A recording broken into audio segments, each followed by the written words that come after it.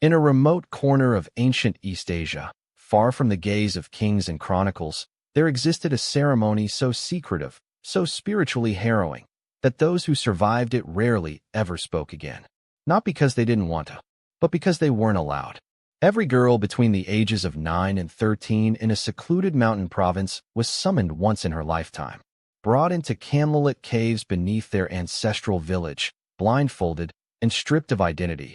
They were initiated into an ancient covenant, a ritual rooted in blood, breath, and complete submission.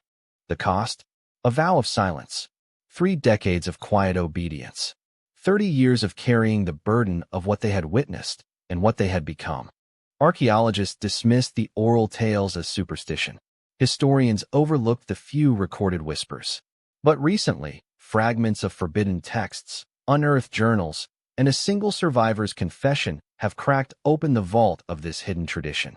This is the true story of the ritual that turned young girls into ghostly women, and how an entire generation was spiritually shackled by a ceremony the outside world was never meant to know. Now, for the first time, we will uncover what they couldn't say. High in the easternmost ridges of the Hengduan Mountains, where the mist clings like a veil and the winds hum in forgotten tongues, there lies a village that never appeared on maps. To outsiders, it was little more than a myth, a place whispered about by traders and monks who passed through the lower trails, claiming they heard strange lullabies echoing from above. But for the villagers of Yanuan, the mountains were not just home. They were holy, haunted, and hungry for obedience. The village itself was ordinary to the naked eye. Modest wooden homes, smoke curling from stone chimneys, and the usual routines of mountain life. Farming, weaving, tending to animals. But what made Yanuan extraordinary was not what happened above ground. It was what festered beneath it. At the heart of the village stood a stone monument carved with a spiral of names, all female, spanning back generations. No dates, no last names, just names, etched by hand, and worn smooth by time. Locals referred to it only as the record. Strangers were told it was a memorial. In truth, it was a register, a list of every girl who had been honored through the ceremony of the mute path. The origins of the ritual are murky, deliberately lost. The elders claimed it was a pact formed during a time of famine, when the spirits of the mountain demanded obedience in exchange for survival. In return, the villagers flourished. Crops thrived despite poor soil. Illness rarely struck. Wolves stayed away, but only so long as the ceremony continued. And so it did. Every 10 years, a new generation of girls, always between the ages of 9 and 13, were summoned. No girl was exempt, not even the daughter of the village chief. Refusal wasn't punished, because refusal never happened. The expectation was so deeply woven into the village's breath that resistance was unimaginable. Mothers prepared their daughters from the day they could speak, not with fear, but with reverence. This, they were told, was destiny. And most disturbingly, the girls were eager to please. They looked forward to becoming sacred, to being whispered about, to having their names carved into the monument beside the others. The village had conditioned them well. No one truly knew what happened in the ritual. The girls never spoke of it. Ever. Not to each other. Not to their mothers. Not even to their own daughters decades later. That silence became a kind of inheritance. A legacy of quiet. Outsiders who stumbled into the village often remarked on the unusual hush that blanketed it. Even children played without shouting. Even dogs barked only once. There was a softness to every sound. Deliberate, practiced, as though the entire village had spent centuries learning how to suppress itself. One anthropologist, visiting in the late 1970s under the guise of rural documentation, noted in his private journal, "There is a hollow feeling here. The women smile, but their eyes feel heavy. Something here is bound. It is not natural." What he didn't know was that at the time of his visit, a ceremony had just concluded weeks before. Beneath his very feet, hidden in a cavern system carved into the belly of the mountain, the latest group of 11 girls had been taken. None of them would speak again for 30 years. And so the tradition continued. But the real horror wasn't just in what the ritual did to the girls. It was in how completely the village protected it, defended it, even as the world modernized around them. Even as neighboring towns got electricity, built schools, opened roads. Yanuan chose to remain hidden, and the ceremony remained untouched by time.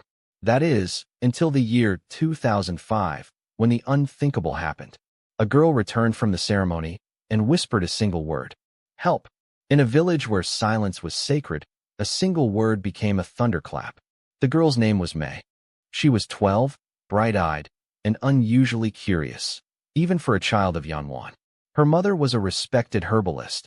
Her father had died in a landslide when May was just a baby. She grew up surrounded by women, all strong, all quiet, all devoted. But May had questions. About the monument, about the ceremony, about why no one talked about what happened underground. When her time came, the entire village gathered at dusk, lanterns flickering like stars among the mist. The elders stood in a circle, draped in black wool and wearing carved masks resembling foxes, a symbol of cunning and obedience. May, like the girls before her, was led by hand down the winding stone steps into the sacred cavern. No one else followed. Only the chosen girls and the masked elders ever crossed that threshold. For 3 days, nothing was heard, as always. But on the 4th day, May returned early, stumbling, barefoot, bloodied, her ceremonial robe torn at the hem. And then, in the presence of stunned villagers, she said the word no one had ever dared to speak aloud: help. At first, no one moved. Some gasped. One elder dropped his bowl of incense. The silence that followed was more violent than any scream. Because in that moment, the myth shattered. If a girl could speak, then the ceremony had failed. Or worse, it had been broken. May was immediately taken away. Not by her mother, not by the elders, but by a group of older women known only as the Silent Sisters. Women who had themselves undergone the ceremony decades earlier. They were the enforcers of tradition, the keepers of the vow. They did not speak. They did not smile. They simply moved, always in threes, with the precision of ghosts. What they did with May remains unclear. For days, the village avoided asking questions. Her mother wept quietly behind closed doors. The monument remained untouched. But something had changed. Whispers began to spread, not just in voices, but in eyes, in glances exchanged over soup, in hands that trembled while sewing. The village was unraveling, not with noise, but with fear. 2 weeks later, May's body was found floating in the shallow river that cut through the edge of Yanuan.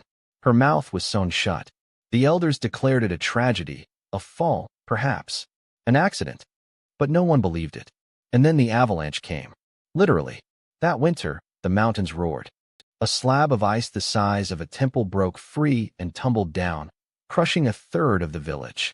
Homes were destroyed, livestock lost, and worst of all, the burial chamber where the ceremony was held, the sacred cavern, was sealed by tons of stone and snow.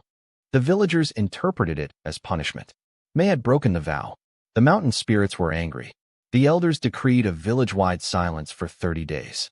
No one was to speak, not even during prayer, not even during mourning. It was a desperate attempt to restore balance, to appease whatever they thought they had disturbed. But one woman, Jiang, May's mother, had had enough. She did not remain silent. Instead, she began to write. She filled journals, notebooks, scraps of parchment. She wrote everything her daughter had said before the ceremony. She recorded the moment she returned, the blood on her feet, the single word she uttered. And in one chilling entry, she described something May had told her months before. There's something beneath the mountain, Mama. I hear it when I sleep. It doesn't speak, but it listens. Jiang became an outcast. Not punished, simply ignored. The village believed the act of speaking her grief was poison. Her home was left untouched by neighbors. No one looked her in the eye. Until, one day, she vanished. Gone without a trace. Her journals were never found. But decades later, in 2021, a team of urban explorers, lured by online rumors of a forgotten mountain village with a dark ritual past, stumbled across Yanuan's remains. The village had long since been abandoned. Roofs caved in, shrines moss-covered, nature slowly taking back its own. But they did find something extraordinary. Behind the collapsed schoolhouse, buried under rotting floorboards, they uncovered a sealed wooden box containing scraps of handwritten pages. Pages written by a woman named Jiang. And within those pages, a single repeated sentence, scribbled over and over again in increasingly frantic handwriting. The ceremony isn't for us. It feeds something else. What was the true purpose of the ritual? What had lived beneath the mountain for centuries, demanding silence from generation after generation? And why did the villagers believe it was listening? When the 2021 explorers posted Zhang's writings online, they expected internet fame. What they got instead was fear. Forums lit up. Reddit threads exploded. Linguists, historians, even fringe archaeologists poured over the text. Most of Zhang's notes were in a decayed dialect of Mandarin barely intelligible. But one phrase appeared in clean, perfect calligraphy on the final page: the ear beneath the mountain. At first, it sounded metaphorical, poetic, symbolic, maybe. But then an audio engineer on Reddit pointed out something unnerving. One of the explorers had uploaded raw footage from their GoPro. In a brief clip, as they descend toward the collapsed ceremonial cavern, there's a soft, rhythmic thumping in the background. Faint, almost imperceptible, like a heartbeat or distant breathing. Another user filtered the audio and slowed it down. What they found didn't sound like wind, rock, or water. It sounded intentional, like a pattern, like listening. Speculation exploded. Was there a creature buried in the mountain?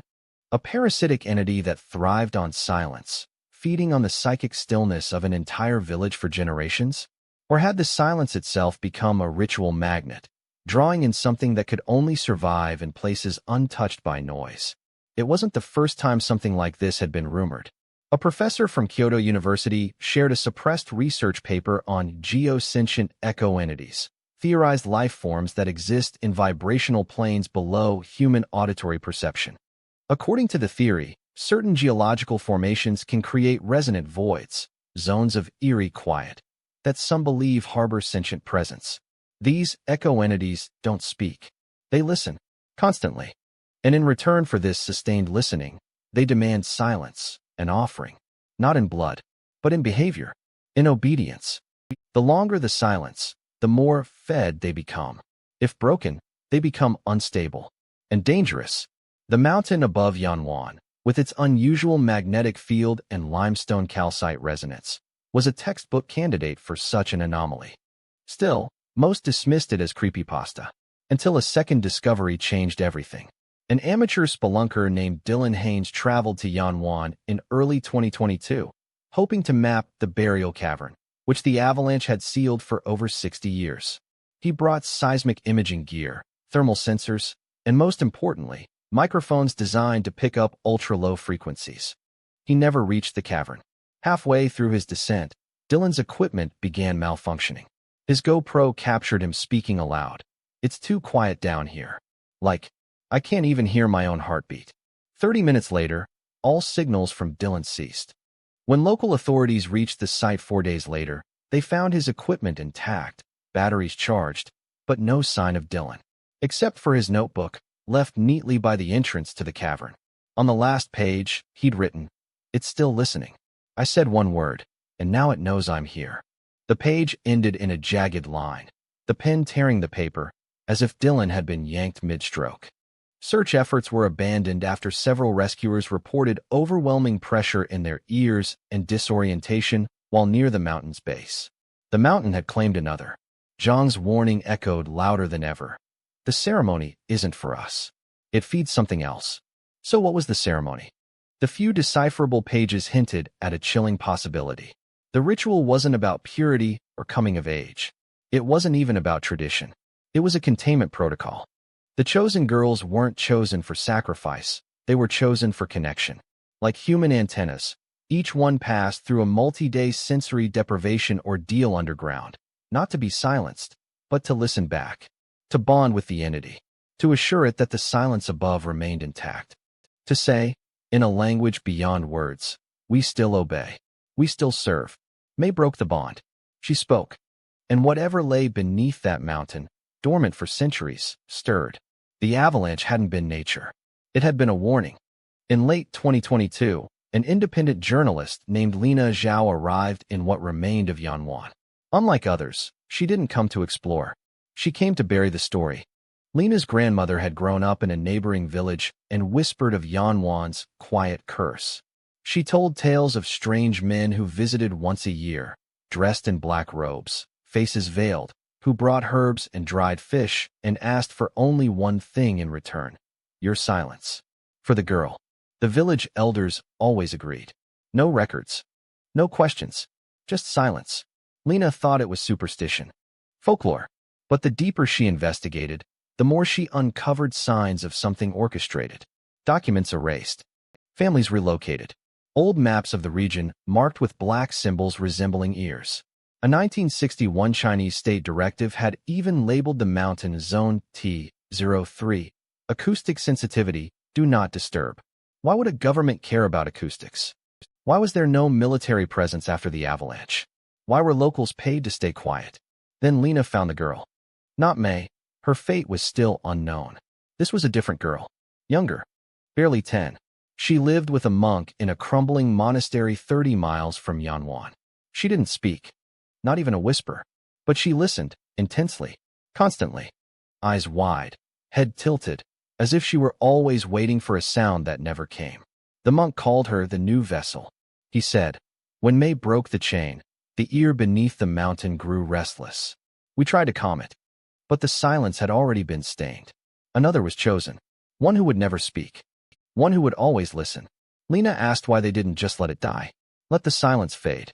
The monk only said, because it doesn't die. It waits, and it remembers voices.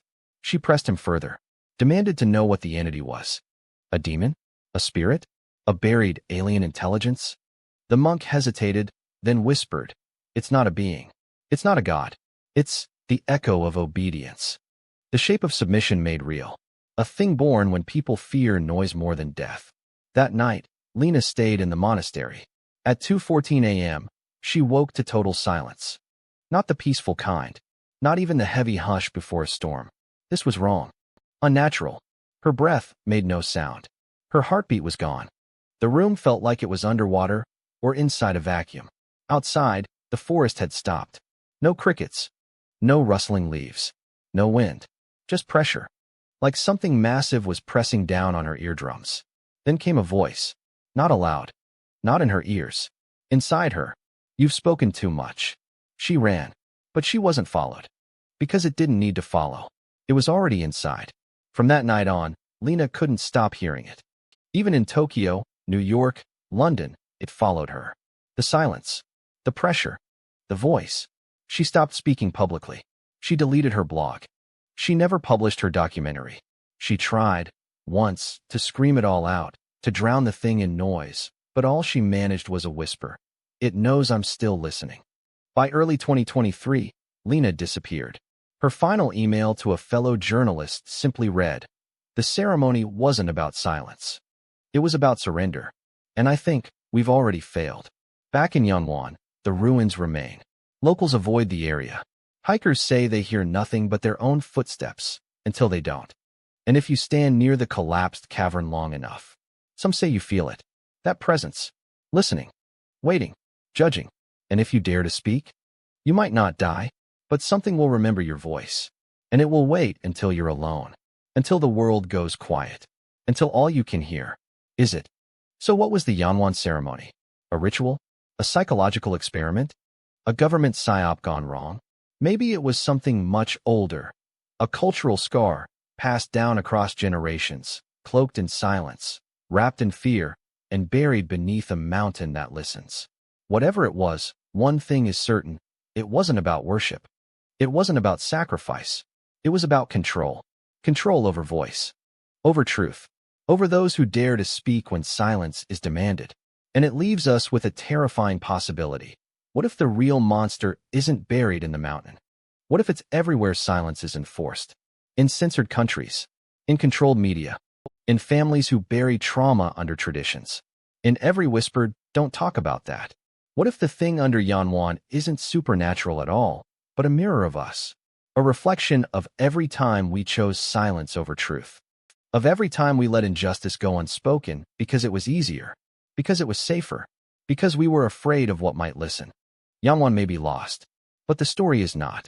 And maybe, just maybe, telling it, whispering it, screaming it, sharing it, is the only way to break the cycle. Because monsters feed on silence. And silence is hungry. If this story haunted you, don't stay silent. Like, comment, share it with someone who needs to know the price of silence. And subscribe for more true stories that history tried to bury. We dig them up and bring them back to life. Because the past still listens. And sometimes, it whispers warnings to the ones who dare to hear. Stay curious, stay bold, and never stop asking what they told you not to.